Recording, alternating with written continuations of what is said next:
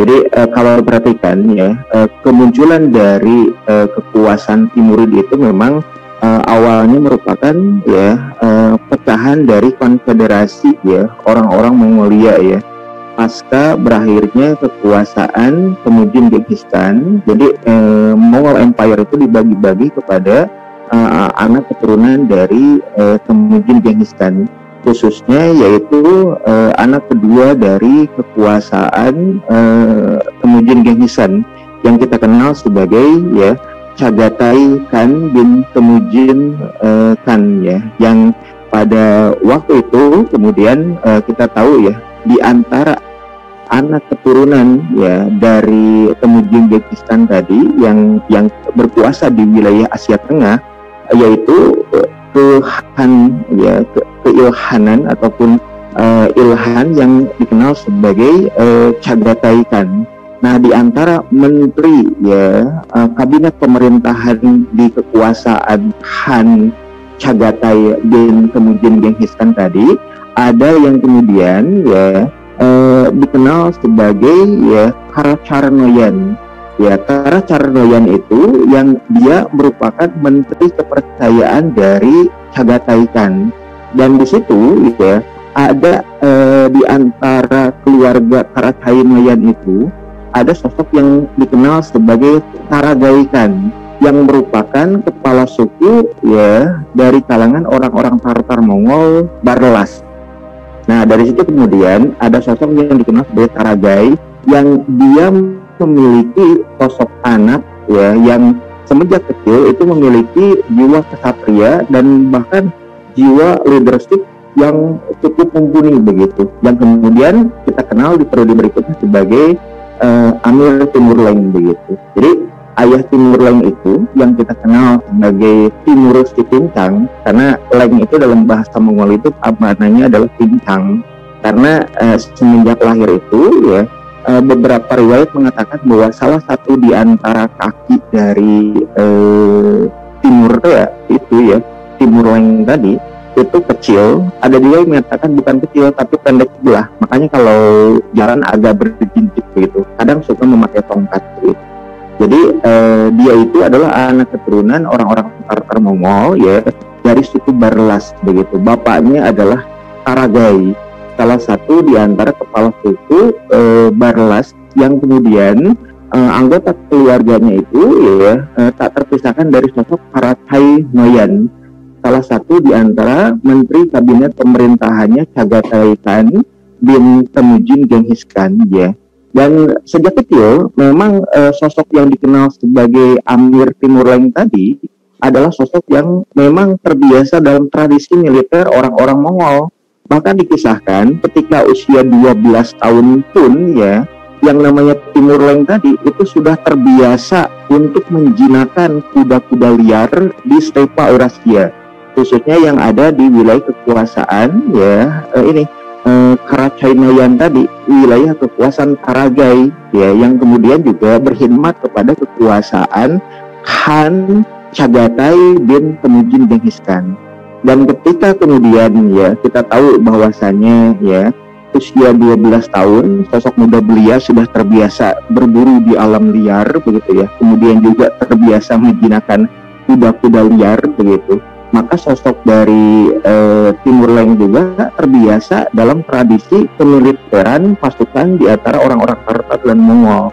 Dan usia mudanya pun kita tahu ya berdasarkan berita-berita kesejarahan bahwa Amir Timurleng juga terbiasa ya ikut dalam ekspedisi militer ya orang-orang Mongol, khususnya yang ada di Kehanan begitu ya, Chagatai Khan bin Temujin Genghis Khan. Jadi memang semenjak usia belia ya sosok Amir Timurleng itu sudah terbiasa dengan tradisi militer yang diajarkan oleh suku-suku Tartar ataupun Mongol yang ada di wilayah Asia Tengah. Dan kalau diperhatikan lebih lanjut ya, semenjak kekuasaan dari Chagatai Khan itu kemudian runtuh begitu ya, karena apa? Dengan kematiannya maka kekuasaan Chagatai Khan yang ada di wilayah Asia Tengah itu diperebutkan oleh anak-anak keturunannya. Bahkan cucu-cucunya pun ikut terlibat berebut kekuasaan warisan Chagatai Khan bin Temujin Genghis Khan pada waktu itu. Hingga dalam konteksnya kemudian bisa kita ketahui ya, sosok Amir Timurleng pada waktu itu bergabung ya dengan ya salah satu di antara anak keturunan Chagatai Khan bin Temujin Genghis Khan, yaitu sosok yang dikenal sebagai Amir Kazakh Khan. Amir Kazakh Khan itu adalah salah satu di antara penguasa Transoksonia orang-orang Mongolia begitu. Yang di situ juga mereka juga hidup ya berdampingan dengan sepupu rumpun bangsa mereka, yaitu orang-orang Turki ya, Tatar ya, kemudian Turkmen ya, termasuk juga orang-orang yang dikenal sebagai orang-orang Kazakh dan orang-orang Uzbek hari ini. Jadi pada waktu itu sosok yang dikenal sebagai Amir Kazakh Khan pada waktu itu adalah penguasa Transoksonia, yang dia itu kemudian mendapatkan simpati dari ya Timurleng dan juga orang-orang yang kemudian berasal dari keluarga Taragai Khan tadi ya, yang berkhidmat kepada kekuasaan Karacarnoyan dan juga Chagatai Khan bin Temujin Genghis Khan. Hingga kemudian kalau diperhatikan lebih lanjut ya, penerus kekuasaan Chagatai Khan yang ada di wilayah Asia Tengah tadi hingga masuk wilayah Asia Utara begitu ya, dari mulai wilayah Afghanistan sampai ke wilayah Kazakhstan, itu akhirnya jatuh ke tangan kekuasaan Amir Kazakh Khan begitu ya. Dan ketika ya sosok yang kemudian menjadi penerus dari Chagatai Khan tadi, yaitu yang dikenal sebagai Amir Kazakh Khan tadi, itu ketika meninggal pun ya wilayah kekuasaannya pun kemudian ini digempur ya oleh siapa? Oleh sosok yang kemudian dikenal sebagai Tughluq Timur Khan. Ya, Tughluq Timur Khan itu juga masih terkategorikan keluarga dari orang-orang Mongol, khususnya dari wilayah Ilkhanat ya, anak keturunan yang kita kenal sebagai Huwaidi Khan bin Tuli Khan bin Temujin Genghis Khan. Jadi ternyata orang-orang Mongol ya sepeninggal Imperium Mongol Raya pada waktu itu mereka berseteru satu sama lain ya.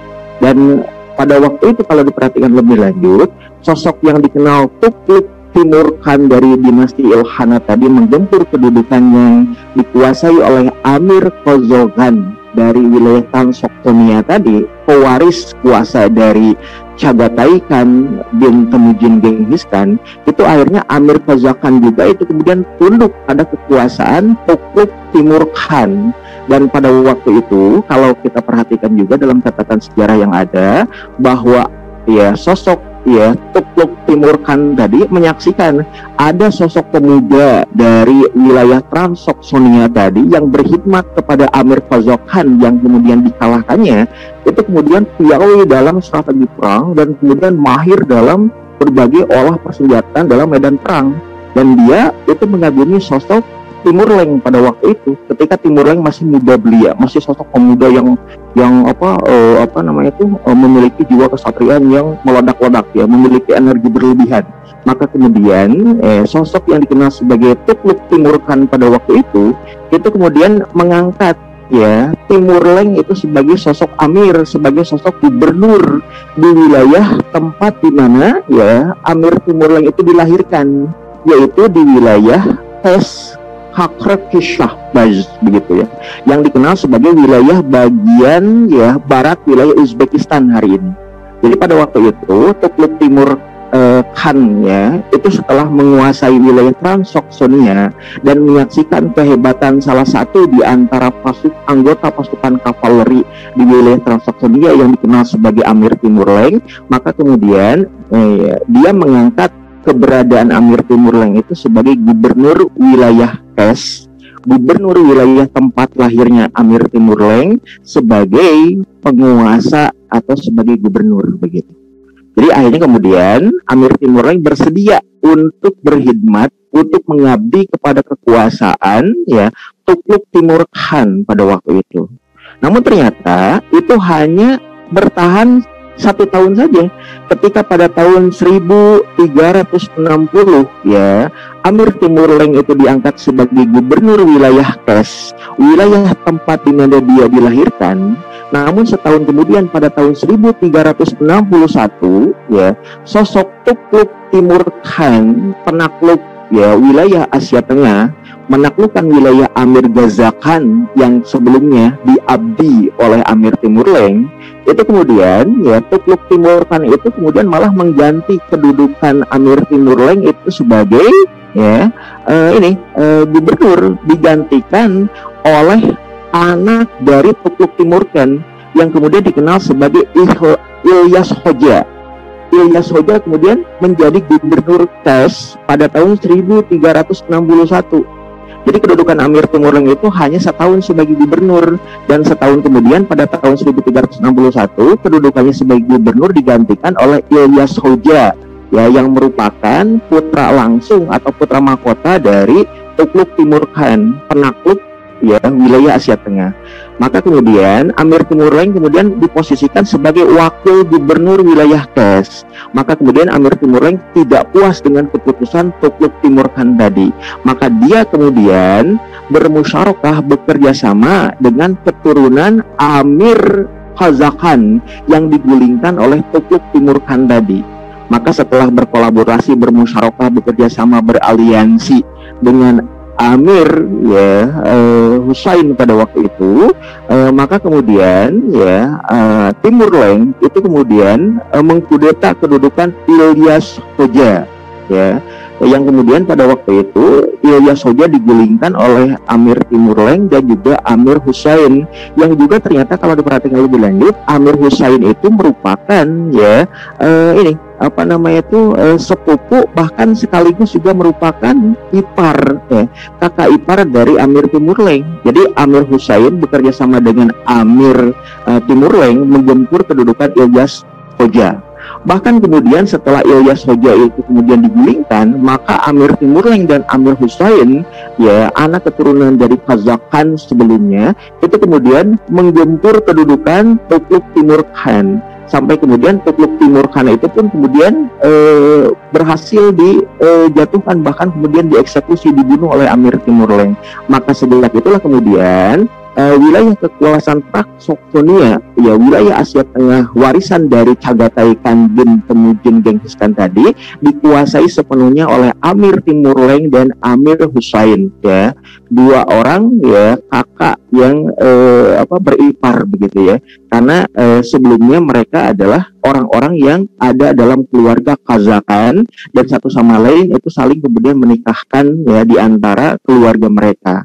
Namun setelah kemudian tidak lebih dari 1 tahun, maka Amir Timur Leng pun kemudian mengkudeta kedudukan dari Amir Husain. Karena apa? Ingin berkuasa sepenuhnya sebagai sosok penguasa di wilayah Asia Tengah.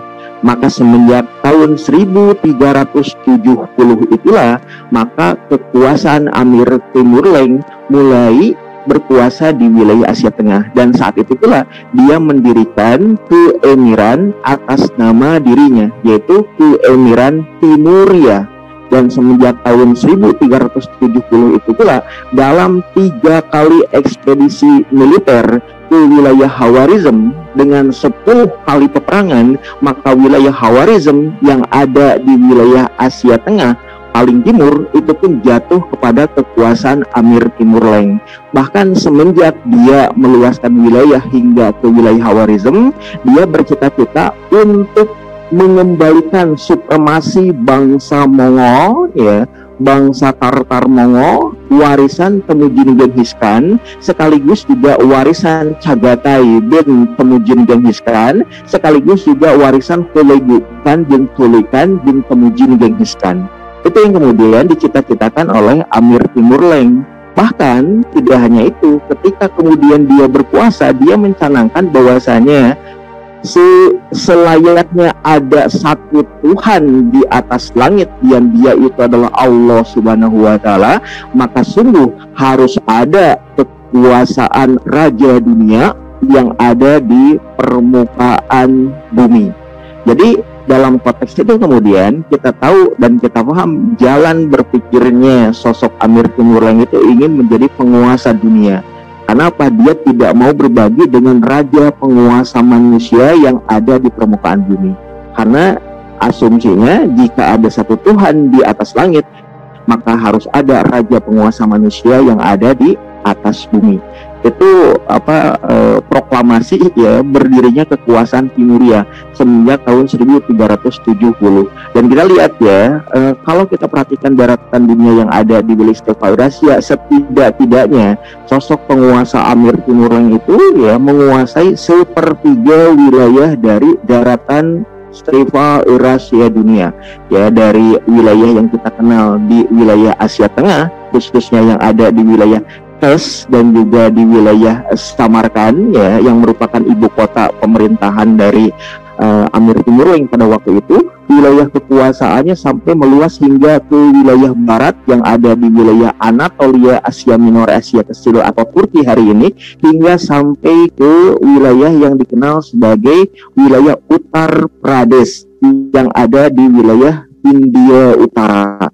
Itu semuanya dikuasai oleh kekuasaan Amir Timurleng pada waktu itu. Semenjak menaklukkan wilayah timur yang kita kenal sebagai wilayah Khawarizm, hingga ke wilayah yang ada di wilayah agak timur ke arah selatan, yaitu Hindustan, hingga kemudian seluruh wilayah Persia, seluruh wilayah Mesopotamia, sampai ke wilayah Kurdistan, dan sampai ke wilayah yang dikenal sebagai wilayah Armenia, Georgia, dan juga wilayah Anatolia. Bahkan lebih daripada itu, wilayah Moskow pun pernah diacak-acak oleh Amir Timurleng selama ekspansi militernya semenjak tahun 1370. Dan kalau kita perhatikan lebih lanjut, sosok Amir Timurleng ketika mencanangkan bahwasanya dirinya ingin menjadi raja penguasa dunia, karena apa? Karena pada waktu itu menyaksikan bahwa kekuasaan Imperium Mongol Raya itu sudah mulai ya lemah, ya, dan pada waktu yang sama juga dia ingin mempersatukan ya kekuasaan atas nama kaum muslim pada waktu itu, karena dianggap bahwa khalifahnya pun yang berkedudukan di wilayah di wilayah Pusat Kairo, yaitu orang-orang Bani Abbasi, itu dalam keadaan lemah dan mereka butuh perlindungan dari kekuasaan yang kemudian berkuasa di wilayah Kairo pada waktu itu, yaitu dinasti Mamluk atau Mamalik begitu. Jadi kalau diperhatikan lebih lanjut, sosok Amir Timurleng itu memang ya bercita-cita untuk mempersatukan kembali dunia Islam yang sudah mulai tercerai-berai. Bahkan ekspansinya ke wilayah Hindustan, karena dia menganggap bahwa penguasa Muslim yang ada di wilayah ya Hindia Utara yang diwakili oleh sosok Ismail Budi pada waktu itu dianggap terlalu lembek, terlalu lemah bagi kekuasaan Islam yang berkuasa atas orang-orang Hindu.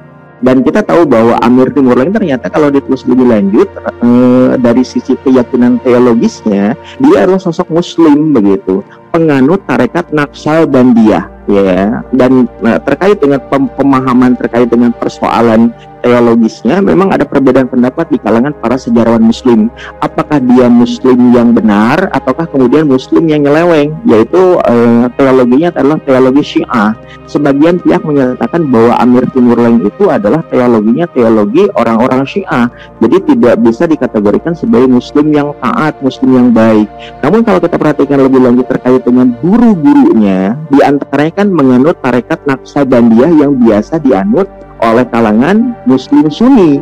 Kemudian juga di antara guru ngajinya yang kemudian pernah diangkat menjadi penasehatnya itu adalah sosok yang dikenal sebagai Syekh Abdul Jabbar Al-Khawarizm, sosok ya penganut ya Sunni yang taat, yang kemudian bahkan diposisikan sebagai salah satu di antara ya imam mazhab bagi kalangan Hanafiyin, ya. Jadi mengadopsi mazhab Hanafi sebagaimana banyak dianut oleh orang-orang Turki, orang-orang Mongol ataupun oleh orang-orang Tartar, termasuk juga oleh orang-orang rumpun bangsa Turki yang saat ini hidup di wilayah Asia Tengah dan di wilayah Asia Utara.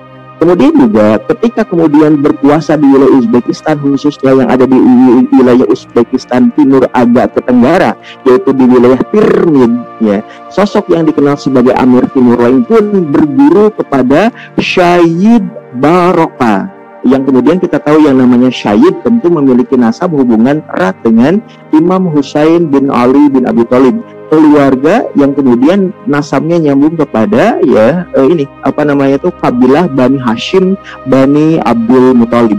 Jadi guru dari sosok Amir Timur Leng itu ternyata ada sosok seorang Syahid, anak keturunan Imam Husain bin Ali bin Abi Thalib dari kabilah Bani Hashim Bani Abdul Muthalib. Namanya adalah Syahid Barokah. Ini yang kemudian melatar belakangi keyakinan teologis dari sosok Amir Timur Leng. Sekalipun memang ada perbedaan terkait dengan persoalan apakah dia Muslim benar adanya ataukah kemudian mengadopsi teologi Syiah begitu. Ini yang kemudian ada perbedaan di kalangan para sejarawan terkait dengan keberadaan dari Amir Timur Leng terkait dengan keyakinan dasar teologis. Next, Mas. Ya, berikutnya kita lihat ya, permulaan ya ekspansi dari Amir Timur Leng ya menuju negeri-negeri Muslim sebelah selatan dan sebelah barat, yaitu pada waktu itu terjadi invasi ya kekuasaan Amir Timur Leng ke wilayah Persia ya dan juga wilayah Mesopotamia yang kita kenal sebagai wilayah Iran dan wilayah Irak. Sekira kurang lebih 3 tahun lamanya ya, semenjak tahun 1392 sampai 1394. Dan kalau kita perhatikan lebih lanjut, ekspansi yang dilakukan oleh Amir Timur Leng itu membuat kerusakan yang demikian dahsyat ya. Setidak-tidaknya kalau diperhatikan dalam catatan sejarah ketika mulai ya kampanye ya militernya ke wilayah Persia dan wilayah Mesopotamia ya tahun 1392 ya, setahun kemudian pada tahun 1393 ya Amir Timur Leng itu membinasakan, menghancur leburkan ya dinasti Muzaffar yang ada di wilayah Persia ya. Bahkan kemudian berani ya untuk apa? Untuk mengkampanyekan perang militer melawan kekuasaan dari Mamluk pada waktu itu. Berani menantang ya penguasa dinasti Mamlukiyah yang pada waktu itu dipimpin oleh Malik Al-Zahir Barkok ya. Itu yang kemudian diproklamasikan secara tegas ya, diumumkan secara tegas bahwa kekuasaan Timuria akan membalaskan apa yang pernah terjadi di wilayah Ain Jalut ketika orang-orang Tartar Mongol dipukul mundur oleh Malik Muzaffar Saifuddin Qutuz dan panglimanya Panglima Baibars. Maka saat itu kemudian ketika Amir Timur Leng berhasil mengalahkan kekuasaan orang-orang Persia ya di wilayah Iran hari ini ya dengan wilayah yang kita kenal sebagai Tabriz itu kemudian dihancurkan, kemudian juga ya dinasti Muzaffar itu kemudian di wilayah Parsi itu kemudian dibinasakan, bahkan setiap gubernurnya itu dikumpulkan satu demi satu dan kemudian dipancung ya satu demi satu, bahkan dikisahkan seluruh penduduk wilayah Tabriz itu kemudian dieksekusi, tidak memandang laki-laki dan perempuan, tidak memandang tua atau muda, bahkan bayi-bayi yang baru dilahirkan pun itu dipenggal satu demi satu. Bahkan ini kepalanya pun dibikin jadi piramida, yaitu yang kelakuan kezaliman sosok Amir Timur Leng pada waktu itu. Kemudian juga pada tahun 1394 itu ya sosok Amir Timur Leng pun menuju ya wilayah bagian utara dari wilayah Irak menuju wilayah Kurdistan, dan Kurdistan pun itu kemudian dibinasakan. Sekian ribu orangnya pun, penghuninya pun dibinasakan, dibunuh ya. Jadi kelakuan Timur Leng itu luar biasa zolim ya saat itu demi untuk menaklukkan negeri-negeri kaum muslim yang ada di wilayah barat kekuasaannya ataupun yang mengarah ke wilayah selatan kekuasaannya. Next, Mas. Ya.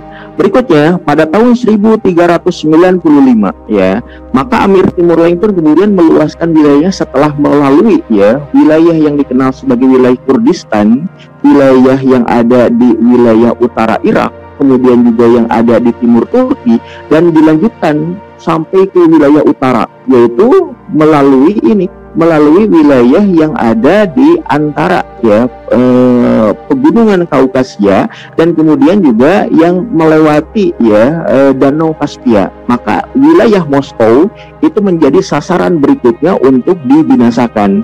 Dan pada tahun 1395 ketika ekspansi ya serangan dari Amir Timur Leng ke wilayah utara tadi, itu juga mengancam kedudukan ya anak keturunan dari Berke Khan ya bin Jochi Khan bin Temujin Genghis Khan begitu ya. Jadi kita tahu ya, wilayah Golden Horde ya, di wilayah Sarai Baru yang dibangun oleh Amir Berke Khan ya, Amir Mukmin pertama dari kalangan orang-orang Mongol begitu ya. Itu pun kemudian dihancurkan ya. Kita tahu di antara anak keturunan penerus pewaris kuasa dari Berke Khan ya, yang kemudian mendirikan Sarai Baru yang kemudian pada periode berikutnya dikenal sebagai Golden Horde ataupun gerombolan emas, yang kemudian diwarisi oleh orang-orang Kipchak gitu ya, yang ada di semenanjung Crimea, maka itu pun kemudian dibinasakan ya. Jadi kalau kemudian kita berbicara terkait dengan kejatuhan yang sangat mengenaskan Golden Horde itu diinvasi oleh kedudukan ya, kekuasaan Amir Timurleng dari Samarkand, sebelum akhirnya benar-benar diruntuhkan sepenuhnya oleh serbuan dari Kekaisaran Rusia ya sekian tahun berikutnya. Tapi awal mula kehancuran dari Golden Horde itu atas ya, atau akibat ekspansi yang dilangsungkan oleh Amir Timurleng pada waktu itu. Dan kita tahu ya bahwa ya Sarai Baru yang pada waktu itu dikuasai oleh Tahtomis ya, pewaris kuasa dari anak keturunan Berke Khan, itu pun kemudian dibinasakan oleh Amir Timurleng ya. Jadi sebelum Moskow itu dihancur leburkan, maka kemudian Golden Horde yang kemudian dilewati oleh pasukan pembinasa dari Samarkand, orang-orang Tatar Mongol yang dipimpin oleh Amir Timurleng ya dari kuasa Timuria, itu Golden Horde itu sudah dibabat duluan sebelum kemudian Amir Timurleng memasuki wilayah Moskow. Makanya kalau kemudian kita perhatikan lebih lanjut dalam sejarah modern orang-orang Rusia hingga hari ini, bahwa diposisikan Amir Timurleng sebagai penguasa Timuriah pertama itu sebagai penjahat perang, sebagai teroris kelas wahid. Sekalipun demikian, ketika wilayah Uzbekistan memisahkan diri dari ya konfederasi negara-negara merdeka pasca bubarnya Soviet ya tahun 1991, kemudian 1992 Uzbekistan merdeka, maka pemersatu bangsa Uzbek itu diposisikan sebagai Amir Timurleng. Jadi selama penjajahan Rusia, selama penjajahan komunis Soviet di Uzbekistan, yang namanya Amir Timurleng itu adalah teroris, yang namanya Amir Timurleng itu adalah penjahat perang. Tapi begitu Uzbekistan merdeka, maka Amir Timurleng itu sebagai pahlawan nasional, pemersatu bangsa Turki Mongol yang mengidentikan diri sebagai Uzbekistan. Tanah keluhurannya sosok Uzbek Khan, yang kemudian juga merupakan yaitu orang-orang yang dulu pernah berkuasa di wilayah Golden Horde, di wilayah orang-orang yang sekarang dikenal sebagai orang-orang Kipchak di semenanjung Crimea ya, di laut, di atas lautan hitam begitu, yang ada di atas Anatolia Turki hari ini. Jadi invasi ke Moskow itu ya salah satu diantaranya adalah mengakibatkan jatuhnya kekuasaan Golden Horde pada masa kekuasaan Tahtomis ya, generasi kesekian dari Berke Khan. Nah next mas ya, berikutnya ya invasi ke wilayah Hindustan pada tahun 1399. Jadi pada waktu itu ya pada tahun 1399 ada juga yang menyatakan bahkan kampanye militer untuk menaklukkan Hindia, menaklukkan Hindustan itu diawali setahun sebelumnya, 1398, dan penaklukan Hindustan itu terjadi pada tahun 1399. Bahkan pernyataan dari Amir Timurleng pada waktu itu ketika menginvasi wilayah Hindustan karena menganggap bahwa orang-orang Muslim yang berkuasa di wilayah Uttar Pradesh yang ada di wilayah Hindustan Utara itu dianggap terlalu lembek untuk melakukan upaya Islamisasi yang ada di wilayah Hindustan. Jadi pada waktu itu lebih toleran terhadap orang-orang Hindu yang ada di India. Maka Amir Timurleng menyatakan bahwa harusnya penguasa Muslim itu memaksakan ajaran Islam, memaksakan ya syariat Islam, memaksakan konsep ajaran meyakini ya dasar ketuhanan kepada Allah yang Maha Esa, Allah yang Maha Ahad, Allah yang Maha Tunggal, itu harus dianut oleh orang-orang ya Hindu dan Buddha yang ada di wilayah Hindustan. Jadi mengganti konsep Trinity atau Trimurti ya, Trinitas tadi, ya keyakinan pada 3 Tuhan menjadi 1 Tuhan. Dan itu penguasa yang kemudian diwakili oleh Ibrahim Lodi yang ada di wilayah Kesultanan Delhi pada waktu itu dianggap terlalu lembek untuk mewakili kepentingan Islam di sana. Maka Amir Timur Leng itu menginvasi Hindustan dengan serangan yang luar biasa dahsyat.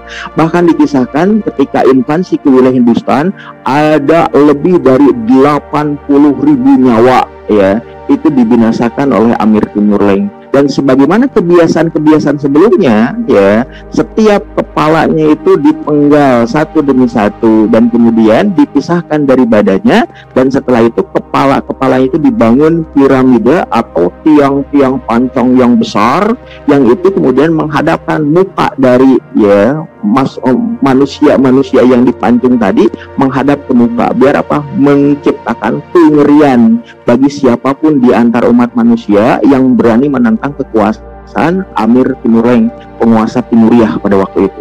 Itu luar biasa dahsyat bagaimana sosok Amir Timur Leng menebar teror ke seantero jagat pada waktu itu. Next, Mas. Nah, berikutnya ada fenomena yang cukup ini juga ya menarik dari sosok Amir Timur Leng itu ketika apa? Ketika ya mulai mengkampanyekan perang melawan kekuasaan Turki Utsmani yang merupakan penguasa wilayah Anatolia dan Rumelia pada waktu itu. Dan sudah lazim diketahui bahwa sosok Bayazid Yildirim itu kemudian dikenal oleh masyarakat dunia sebagai sosok yang digelari ya oleh ya Khalifah Bani Abbasiyah dan juga diamini oleh Sultan Mamalik yaitu Sultan Al-Zahir Barkuk pada waktu itu sebagai Sultan Rum. Jadi Bayazid Yildirim itu digelari sebagai Sultan Rum, penguasa tanah Rumelia, penguasa tanah Eropa yang diwarisi oleh kekuasaan orang-orang Romawi pada waktu itu. Pasca apa? Pasca Sultan Bayazid Yildirim berhasil mengalahkan pasukan salib dari Eropa dalam perang Nicopolis yang terjadi pada tahun 1397. Maka wilayah Rumelia dibersihkan dari pasukan salib dan penguasa muslim yang menguasai tanah Rumelia itu digelari sebagai Sultan Rum.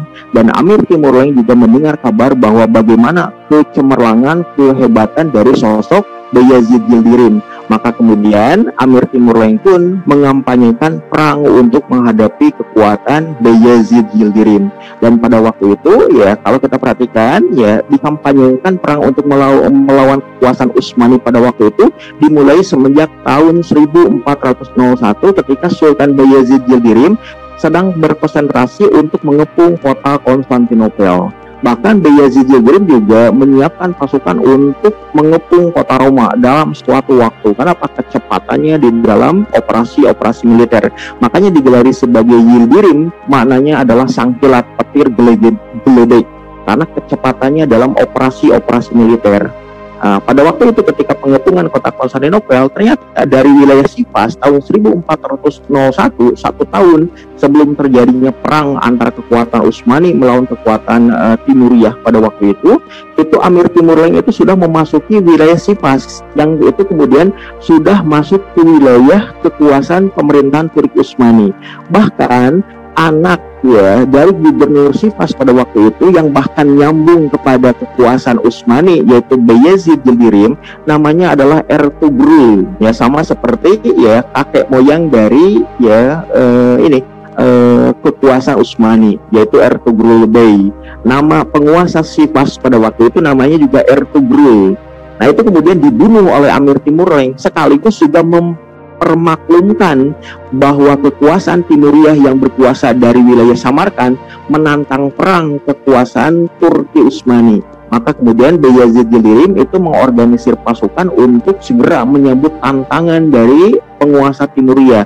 Dan pada tahun 1402 terjadilah perang antara kekuasaan Bayazid Yildirim dari Utsmani dengan penguasa Samarkand yaitu Amir Timur Leng, penguasa Timuriah pada waktu itu di dalam perang Angora atau Ankara hari ini.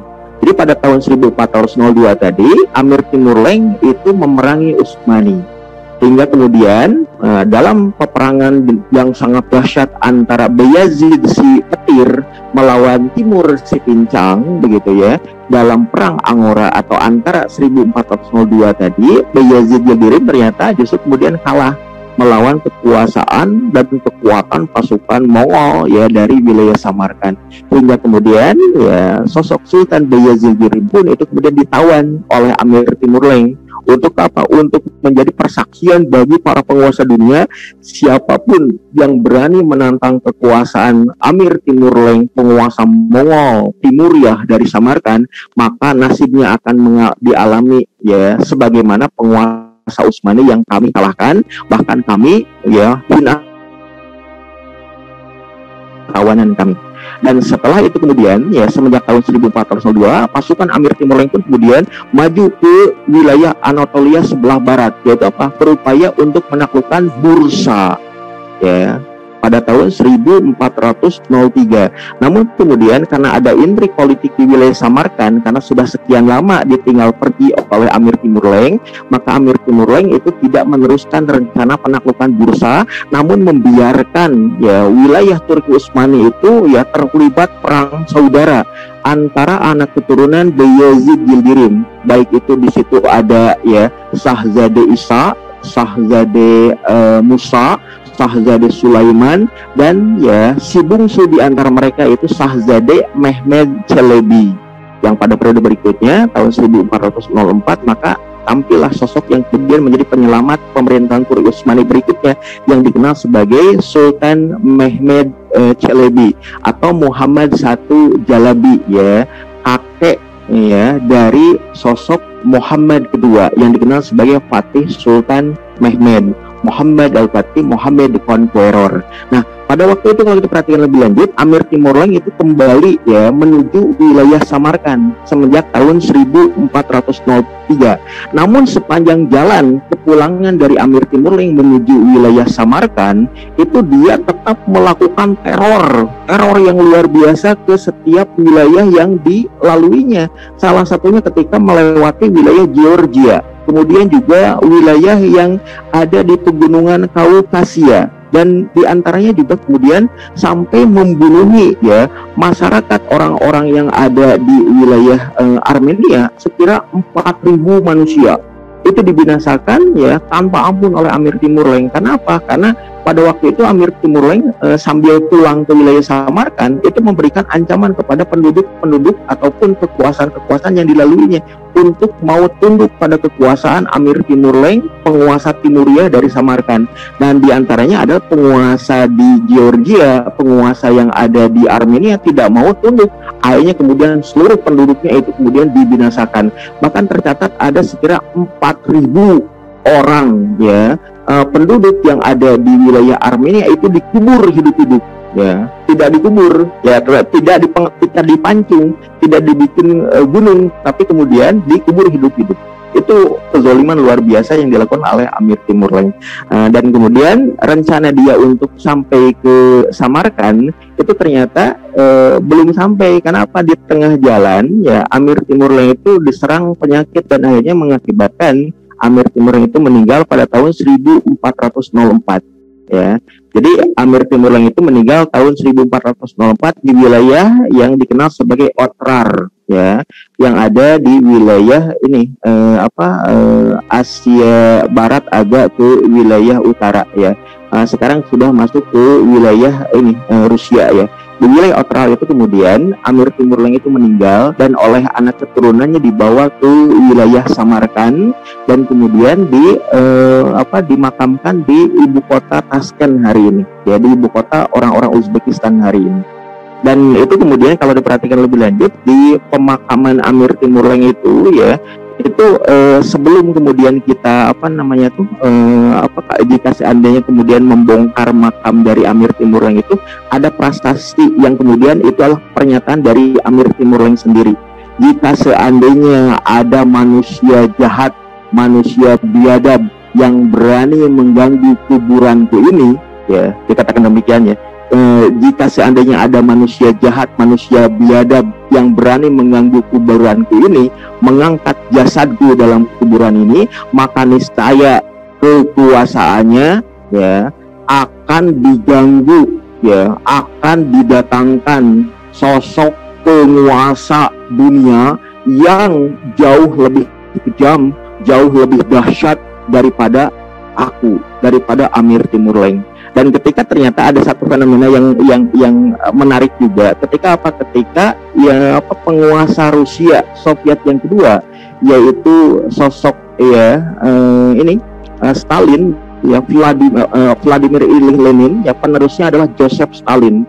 Joseph Stalin itu pernah kemudian berani membongkar ya makam dari Amir Timur Leng pada waktu itu. Ya, pada sekira tahun 1940-an begitu ya. Dan ketika dibongkar, dia menemukan itu prasasti tadi. Jika seandainya ada yang orang jahat, orang orang dolim begitu ya, ataupun orang yang berani ya mengganggu kuburan Amir Timur Leng, maka Tuhan akan mendatangkan penguasa yang jauh lebih jahat, jauh lebih dolim daripada Amir Timur Leng, daripada dirinya. Dan ternyata ya hanya beberapa saat setelah makam Amir Timur Leng itu dibongkar oleh atas perintah Joseph Stalin, ternyata Moskow digempur oleh Adolf Hitler. Moskow digempur oleh pasukan Nazi pada waktu terjadinya Perang Dunia ya kedua ya.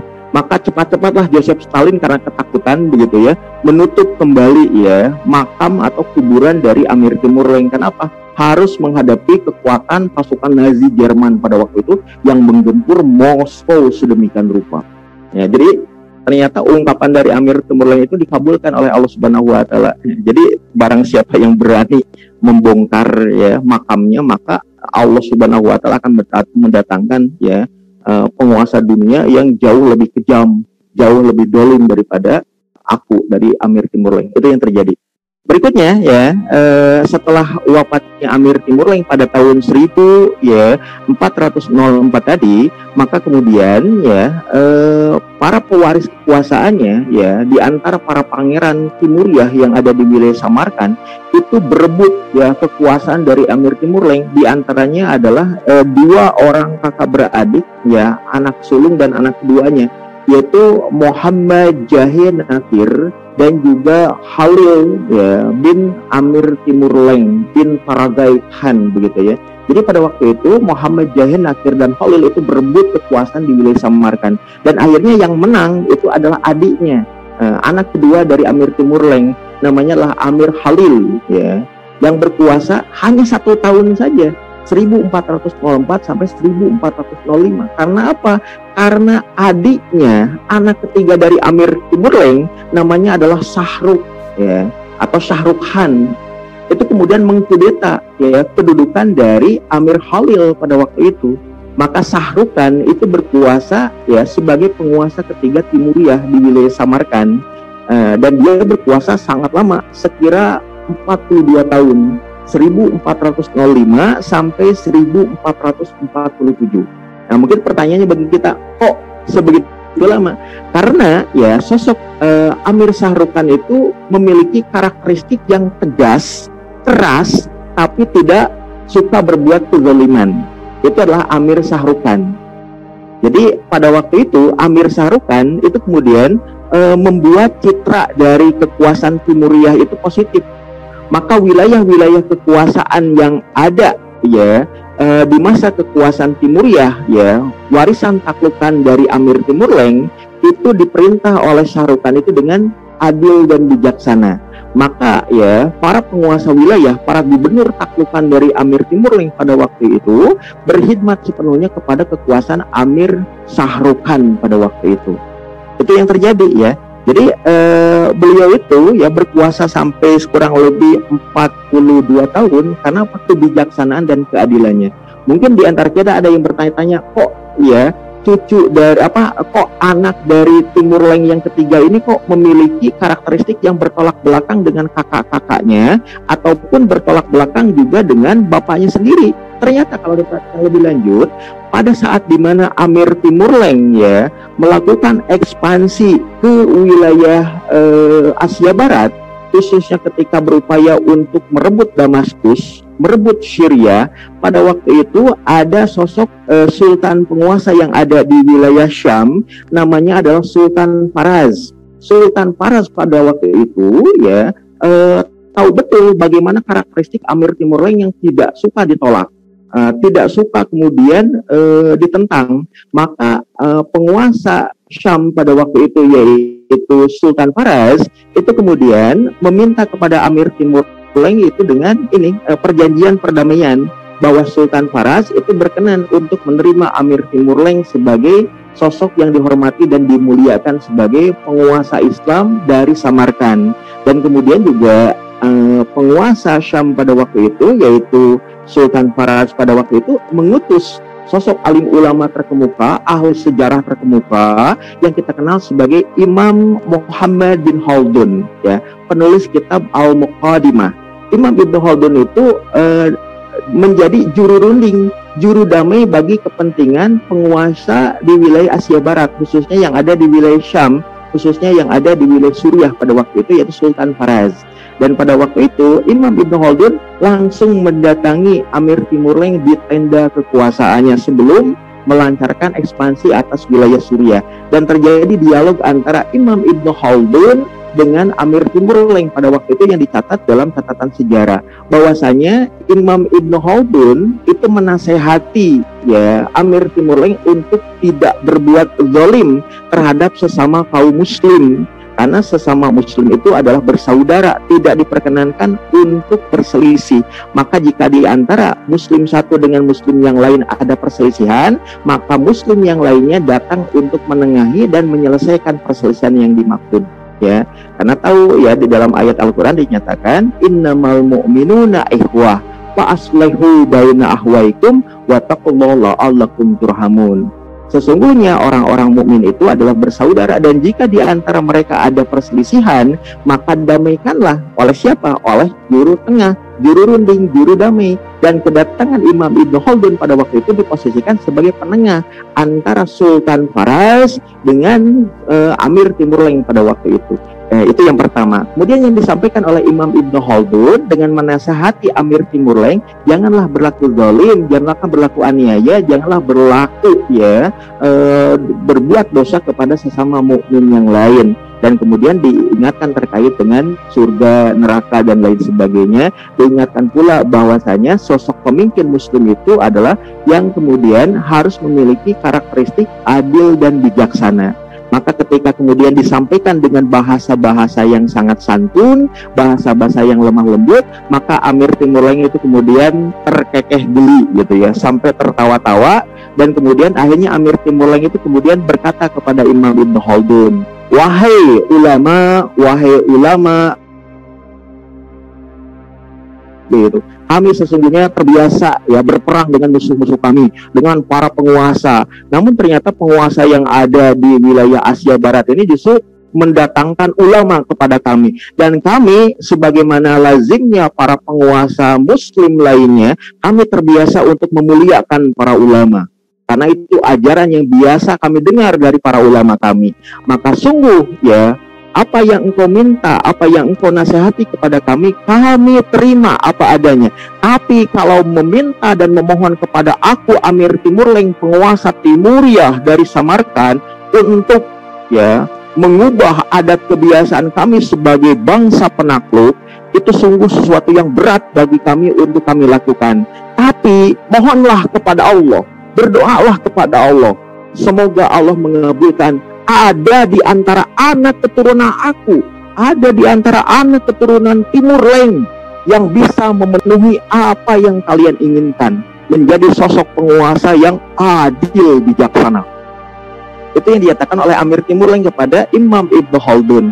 Maka kemudian Imam Ibn Khaldun pun di hadapan Amir Timur Leng itu membacakan doa kepada Allah agar ada di antara anak keturunan Amir Timur Leng yang menjadi pemimpin mukmin yang berjasa besar bagi kaum muslim, sekaligus juga menjadi pemimpin muslim yang adil bijaksana. Maka di antara anak keturunan dari Amir Timur Leng itu ada sosok Amir Shahrukan yang kemudian dikenal sebagai penguasa Mongol Timuriah dari wilayah Samarkand, yang dikenal adil dan bijaksana hingga kemudian sanggup bertahta berkuasa kurang lebih 42 tahun lamanya. Setelah Amir Timur Leng itu wafat begitu pada usia 72 tahun, beliau itu digantikan oleh putranya yang dikenal sebagai Mirza Muhammad Tughril Ulugh Beg. Dan sosok Mirza Muhammad Tugril Ulugh ini ternyata jauh lebih adil dan bijaksana daripada bapaknya. Karena apa? Beliau itu semenjak usia 8 tahun sudah menjadi sosok yang hafiz Quran. Bahkan kemudian beliau juga dikenal sebagai seorang ilmuwan. Bahkan kalau kita datang ke wilayah Samarkand, di wilayah Uzbekistan hari ini, maka kita akan menemukan observatorium yang dibangun oleh Mirza Muhammad Tugril Ulugh. Bahkan di wilayah Tashkent juga ada yang kemudian dikenal, di wilayah Rajasthan ada yang dikenal sebagai Rajasthan Square. Di sana juga ada madrasah besar yang dulu ya dibangun oleh Amir Mirza Muhammad Tugril Ulugh. Karena apa? Kecintaannya terhadap ilmu pengetahuan. Bahkan beliau juga dikenal sebagai astronom level dunia. Kitab-kitabnya pun dirujuk oleh masyarakat dunia hingga akhir abad ke-19, awal abad ke-20. Kitab astronominya dikenal sebagai kitab astronomi terkemuka pada waktu itu. Namun kemudian ternyata Mirza Muhammad Tugril Ulugh hanya berkuasa sekira 2 tahun saja, tahun 1447 hingga tahun 1449. Karena apa? Karena dia karena kemudian dianggap bukan mewarisi karakteristik bangsa Tartar Mongol yang keras, tegas, dan juga bahkan mungkin terposisikan sebagai bangsa pembinasa begitu. Maka kemudian ada anaknya yang kemudian mewarisi karakteristik buyutnya, yaitu Amir Timurleng yang haus kekuasaan, ambisius, obsesif, dan kemudian beringas begitu. Ada sosok yang dikenal sebagai Abdul Latif, hamba Allah yang maha lembut. Namanya saja lembut ya, hamba Allah yang maha lembut, Abdul Latif. Tapi karakteristiknya seperti buyutnya Amir Timurleng yang kemudian ambisius terhadap kekuasaan. Maka Abdul Latif itu kemudian bahkan mengkudeta kekuasaan bapaknya Mirza Muhammad Tugril Ulugh, dan dia berkuasa menjadi penguasa berikutnya di wilayah Samarkand. Abdul Latif itu ternyata karena dia menempuh jalan keliru dengan mengkudeta sosok bapak yang bijaksana, bapak yang adil, bijaksana, dan lemah lembut kepada sesama, maka Abdul Latif pun berkuasa sebagai Amir Timuriyah di wilayah Samarkand hanya berkuasa 1 tahun saja, 1449 hingga 1450. Karena apa? Karena kekuasaannya pun kemudian dikudeta oleh saudaranya yang lain, yaitu sosok yang dikenal sebagai Abu Sa'id, yang berkuasa pada tahun 1452 hingga tahun 1469. Dan pada masa kekuasaan Abu Sa'id ini itu adalah pewaris Timuriyah generasi terakhir. Karena ternyata ada 2 kekuatan baru dari wilayah Samarkand di wilayah Uzbekistan hari ini, yaitu orang-orang Turki yang mengemuka. Di antaranya ada 2 kabilah Turki yang menamakan dirinya sebagai Karakoyunlu dan Akkoyunlu. Karakoyunlu itu maknanya adalah domba hitam, sedangkan Akkoyunlu itu adalah domba putih. Dan kekuasaan Amir Abu Sa'id, penguasa kekuasaan Timuriyah di Samarkand, itu kemudian dikudeta oleh sosok yang namanya adalah Uzun Hasan. Uzun Hasan itu adalah pemimpin kabilah Akkoyunlu, pemimpin kabilah domba putih. Maka semenjak itu kemudian wilayah Timuriyah itu mulai mengalami kemunduran. Bahkan penguasa terakhirnya, sosok yang dikenal sebagai Badi'uz Zaman Samarkand, itu kemudian pada tahun 1507 yang mengatakan diri sebagai kekuasaan dari pewaris Amir Timurleng, kekuasaan Timuriyah terakhir, kekuasaan dinasti Timuriyah terakhir itu berakhir pada tahun 1507 di masa kekuasaan Amir Badi'uz Zaman Samarkand, yang pada waktu itu kekuasaannya dikalahkan oleh serangan bangsa Parsi Uzbek yang dipimpin oleh Muhammad Shahbani. Dan kita tahu Muhammad Shahbani dari Uzbekistan Persia tadi itu mendirikan kekuasaan baru di atas reruntuhan dinasti Timuriyah di Samarkand. Namanya adalah dinasti Shahbanu. Dan kalau kita datang ke wilayah Registan Square itu kita akan menemukan ya satu tempat yang dikenal sebagai Istana Telakori. Istana Telakori itu dibangun oleh Muhammad Syahbani, pengasas pembangun dinasti Syahbanu yang ada di wilayah Samarkand, Uzbekistan. Jadi Istana Telakori itu maknanya adalah ya Golden Palace, yang mananya lah istana emas. Kenapa? Dari mulai lantai sampai ke langit-langit, tiang-tiang sampai kubah itu dibangun dari emas murni. Karena kita tahu wilayah Samarkand, wilayah Khorasan, wilayah Uzbekistan itu diposisikan sebagai penghasil emas terbaik yang ada di wilayah Turkestan, yang ada di wilayah Asia Tengah. Ini yang kemudian memantik ya orang-orang Rusia di masa kekaisaran dulu menguasai wilayah Samarkand, Asia Tengah, Turkestan Barat yang kita kenal sebagai Uzbekistan. Kenapa? Wilayah Uzbekistan itu di bawah perut buminya ya banyak mengandung emas ya. Kemudian juga Turkestan Timur ya, yang ada di wilayah yang dikenal sebagai wilayah Uiguristan hari ini dianeksasi oleh Cina karena kedudukan ya keberadaan logam mulianya, yaitu emasnya yang kemudian melimpah di wilayah Turkestan Timur. Jadi wilayah Turkestan Barat Uzbekistan ataupun Turkestan Timur yang ada di Uiguristan dulunya adalah wilayah kekuasaan dari dinasti Timuria yang kemudian dicaplok oleh orang-orang komunis, baik itu Rusia dari utara ataupun orang-orang Cina dari wilayah timur.